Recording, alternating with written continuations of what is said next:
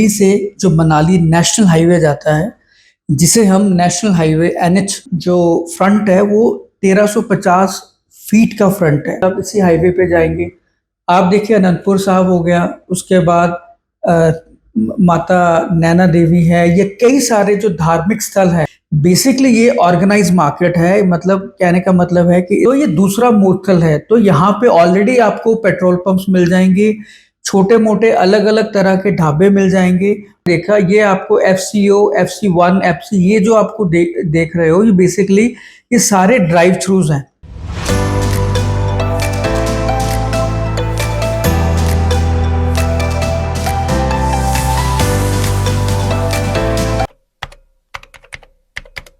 Hello friends, Vinod this side from straight drive. दोस्तों, आज हम जो प्रोजेक्ट आपके लिए लेके आए हैं, बेसिकली ये प्रोजेक्ट एक कमर्शियल प्रोजेक्ट है। अगर मैं प्रोजेक्ट की लोकेशन की बात करूं, ये जो प्रोजेक्ट है ये बेसिकली हमारा दिल्ली से जो मनाली नेशनल हाईवे जाता है, जिसे हम नेशनल हाईवे NH 205 कहते हैं, उस हाईवे के ऊपर ये प्रोजेक्ट है।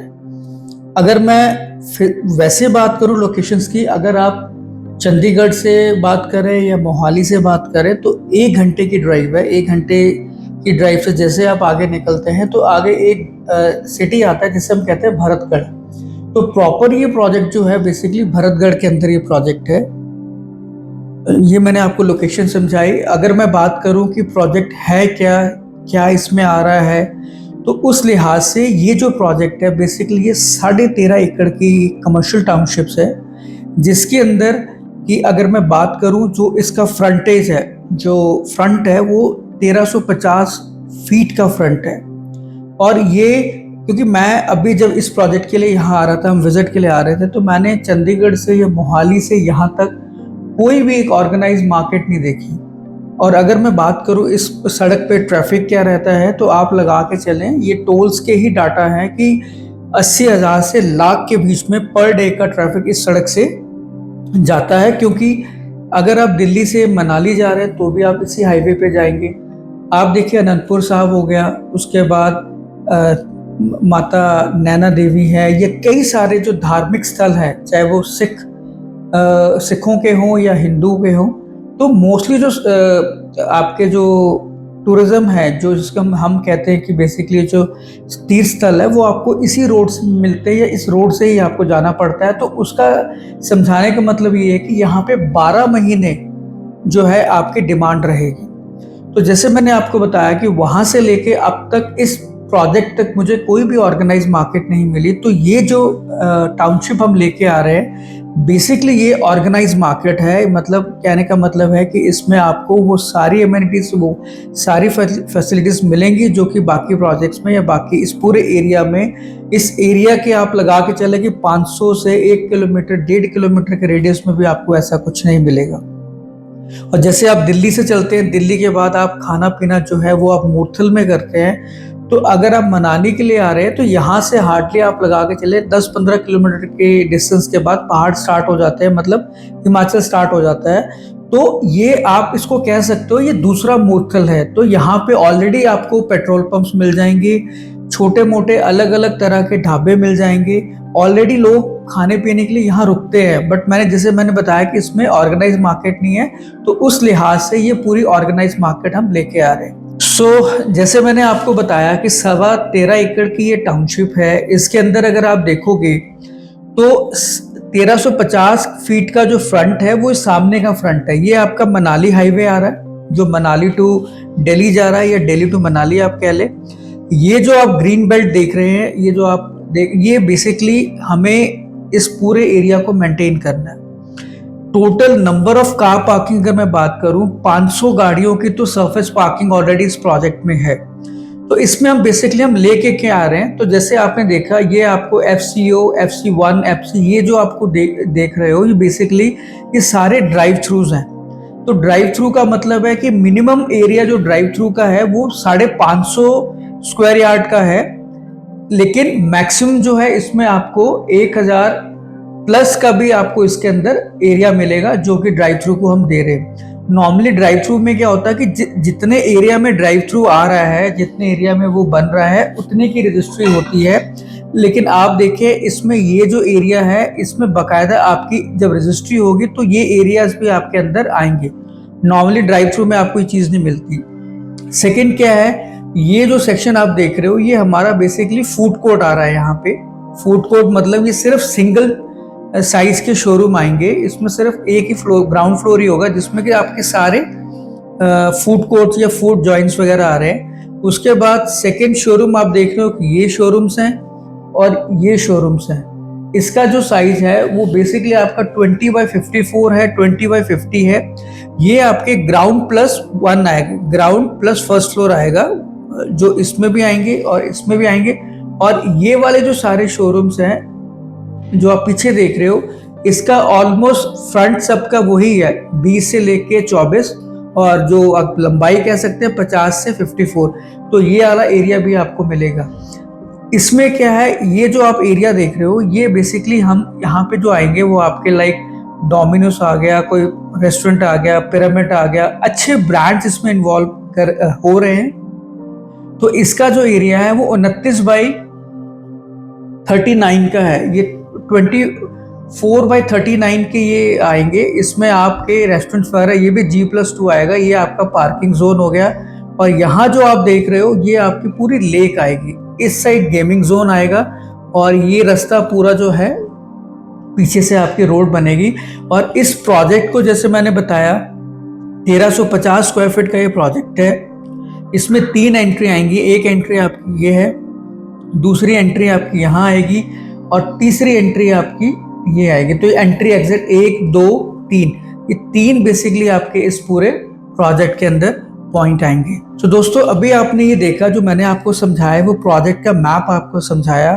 अब सबसे इम्पोर्टेंट क्वेश्चन ये आता है कि हमें इस टाउनशिप के अंदर या इस कमर्शियल प्रोजेक्ट्स के अंदर क्यों करना चाहिए, क्यों इन्वेस्ट करना चाहिए। अगर आप एंड यूज़र हैं या इन्वेस्टर्स हैं, इसमें पैसा क्यों लगाना चाहिए। आपके माइंड में ये भी क्वेश्चन आता है, क्योंकि आपको बहुत लोग ये कहते होंगे कि ओवर कमर्शियल मार्केट में चल रहा है, ये चल रहा है, वो चल रहा है। मैं आपको बताता हूँ कि ये जो मार्केट है बेसिकली सबसे इम्पॉर्टेंट कमर्शियल, जब आप कुछ मार्केट सेलेक्ट करते हो अपनी इन्वेस्टमेंट के लिए, उसमें सबसे बड़ा एरिया ये देखना चाहिए कि उस कमर्शियल को फ्रंट कितना लगता है। तो क्योंकि 1350 का फ्रंट है तो वो मेरे हिसाब से सफिशिएंट फ्रंट है, जिसके हिसाब से मुझे लगता है कि आपको इसमें इन्वेस्ट करना चाहिए। सेकंड क्या है, आजकल जितने भी कमर्शियल आ रहे हैं वो आप देखें वो शहर से बाहर आते हैं, 25 किलोमीटर 30 किलोमीटर बाहर निकलते हैं, सो डैट कि, और कमर्शियल इस तरह से डेवलप हो रहे हैं कि आप अगर अपनी फैमिली को लेके आए, अगर चंडीगढ़ से कोई फैमिली आती है, मोहाली से कोई फैमिली आती है, तो उसका पूरा एक दिन का आउटिंग ब्रांडेड, उसमें ब्रांड्स आने चाहिए। लाइक जैसे कई लोग होते हैं जी हमने डोमिनोज में खाना है, KFC खाना है, वो ब्रांड्स होने चाहिए। अगर बच्चों को गेम्स खेलनी है तो उस पूरी टाउनशिप में गेमिंग जोन होना चाहिए, जहाँ पे आप प्रॉपर बच्चे गेम खेल सके। और स्विमिंग करनी है या कुछ वैसा करना तो एक आर्टिफिशियल लेक हो जिसमें वोटिंग वगैरह सारी फैसिलिटीज आपको वहाँ मिले। तो मेरा कहने का, समझाने का मतलब है कि एक टाउनशिप में अगर कोई बंदा बाहर आता है, तो वो अपना एक पूरा दिन फैमिली के साथ इस पूरी टाउनशिप में डेवलप कर सकता है, या आप कह सकते हैं कि एंजॉय कर सकता है पूरा दिन, और शाम को एंजॉय करके वापस जा सकता है। तो इस लिहाज से भी मेरे हिसाब से आप इसमें इन्वेस्ट कर सकते हैं। ऑलरेडी इस प्रोजेक्ट के अंदर अगर आप देखोगे टोटल 7 से 8 ड्राइव थ्रू हैं। तो जहाँ पे 7-8 ड्राइव थ्रू आ जाते हैं तो वहाँ फुटफॉल्स वैसे ही आ जाता है। तो उसके बाद जो शोरूम्स भी हैं वो ग्राउंड फ्लोर वाले आपको मिलेंगे, या मैक्स टू मैक्स G+1 है। तो उसमें क्या होता है कि वो हाई राइज या नीचे के शोरूम चढ़ गए, ऊपर के चढ़े नहीं, तो ये वाला इशू भी ऑलमोस्ट आपका खत्म हो जाता है कि मोस्टली शोरूम जो हैं वो आपको ग्राउंड या G+1 मिलने वाले हैं इस टाउनशिप के अंदर। चौथा जो सबसे मोस्ट इम्पॉर्टेंट पॉइंट है वो ये है कि इस प्रोजेक्ट के अंदर अगर मैं बात करूं, आपको पता है कोई भी प्रॉपर्टी जो कमर्शियल प्रॉपर्टी, आप दिल्ली से निकल जाएं, अगर आपकी जो फूड जॉइंट्स हैं, जो वहाँ पे सुखदेव ढाबा, आपको जो मूल मेन रोड्स पे जो ढाबे आते हैं, वो आपको जो फूड्स का काम होता है या ब्रांड्स का आपको हाईवे के आसपास मिलेगा। और ये आपका NH205 है। तो अगर इस हाईवे से दिन की 80,000 से लाख गाड़ियां निकलती है तो उनको खाने की जरूरत पड़ेगी।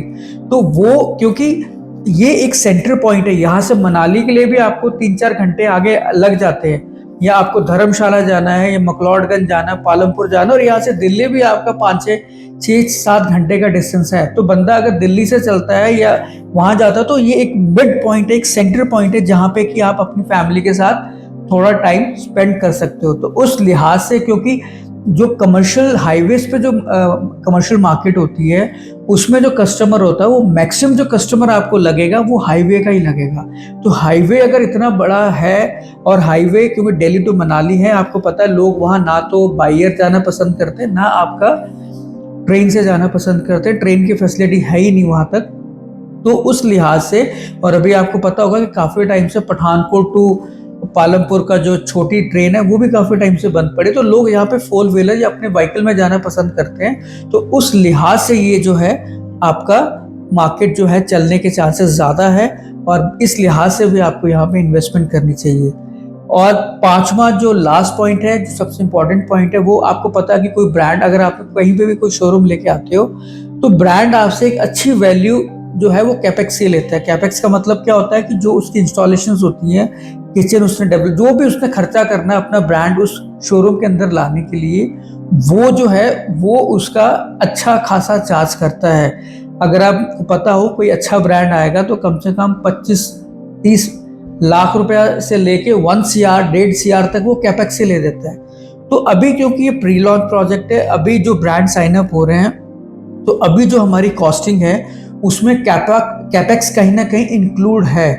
तो लेकिन धीरे धीरे जैसे जैसे प्रोजेक्ट प्रोग्रेस करेगा, डेफिनेटली बिल्डर भी समझदार है, आगे जाके आपको वो कैपेक्स का थोड़ा आगे जाएगा 50%, और जब ये पूरा रेडी हो जाएगा तो तब हो सकता है कैपेक्स एक्सक्लूड कर दे, वो आपको अलग से देना पड़े जो ब्रांड इसमें आ रहा है। तो अभी प्री लॉन्च में आपको ये ऑफर्स मिलते हैं, और टिल पोजीशन के तक या पोजीशन के बाद भी जो बिल्डर है वो आपको 6% का अश्योर्ड रेंटल कह रहे हैं या एक मिनिमम गारंटी कह रहे हैं, बिल्डर वो आपको अपनी तरफ से श्योर करके देगा। तो उस लिहाज से आपको इस प्रोजेक्ट में इन्वेस्टमेंट करनी चाहिए, और मेरे हिसाब से मैं इस प्रोजेक्ट को रेकमेंड करूंगा। अगर मैं बिल्डर की भी बात करूं तो ये ट्राई सिटी के बहुत रिनोन बिल्डर्स हैं जिन्होंने ऑलरेडी अपने जो प्रोजेक्ट है ऑलमोस्ट डिलीवर्ड कर रखे हैं। कुछ इनके प्रोजेक्ट ऑनगोइंग चल रहे हैं जो कि बहुत अच्छी प्राइम लोकेशंस में है। फ्लैट भी इनके जो है वो 1-1, 1.5, 2-2, 2.5 करोड़ के फ्लैट्स इनके बिक रहे हैं। तो बिल्डर की जो रेपुटेशन है वो ऑलरेडी बहुत अच्छी है, और ये जो लैंड है ये सिंगल ऑनर के नाम से रजिस्टर्ड लैंड है। अभी हम सिर्फ कमर्शियल लेके आ रहे हैं, फ्यूचर अगर हमारा प्लान है, ये मैं आपको कंफर्मेशन नहीं देता, बट वी वांट कि इसके पीछे भी एक अच्छा रेजिडेंशियल प्रोजेक्ट आए, सो डैट एक तो आपको हाईवे से इसका कस्टमर मिले, पीछे रेजिडेंशियल भी जो रेजिडेंशियल आएंगे वहाँ पे जो कल को लोग रहेंगे वो उसका प्लस पॉइंट भी इस कमर्शियल मार्केट को मिले। तो ये कुछ पॉइंट्स थे जो मुझे लगा कि आपको बताने चाहिए, एंड आई होप कि अगर आप आएंगे, अगर आप चाहते हैं कि विनोद जी हमें लैंड देखना है, प्रोजेक्ट देखना है, तो फ्री विजिट्स के लिए आप हमें कॉल कर सकते हैं। हमारे नीचे नंबर फ्लैश हो रहे हैं, तो आपको विजिट कराएंगे। और मैं एक ही बात हमेशा कहता हूँ और बड़े जनरली बात कहता हूँ कि अगर आपको प्रोडक्ट में दम है, आप जब साइट विजिट करेंगे, बिलीव मी, अगर प्रोजेक्ट में दम है तो वो आपको समझ आएगा। मुझे कन्विंस करने की ज़रूरत ही नहीं उस प्रोजेक्ट के लिए।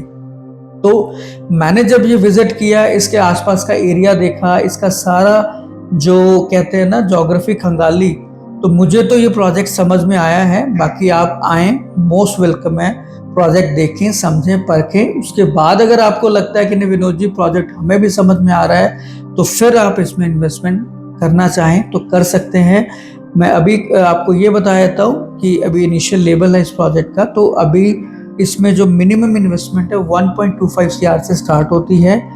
ऊपर तो आप जितना मर्जी चले जाएं वो आपके ऊपर है, बट मिनिमम जो स्टार्टर इन्वेस्टमेंट है वो 1.25 करोड़ से है। सो दोस्तों, ये था हमारा कमर्शियल प्रोजेक्ट जो कि हम आपके लिए लेके आए हैं, जो कि आपका दिल्ली टू मनाली हाईवे के ऊपर ये प्रोजेक्ट है।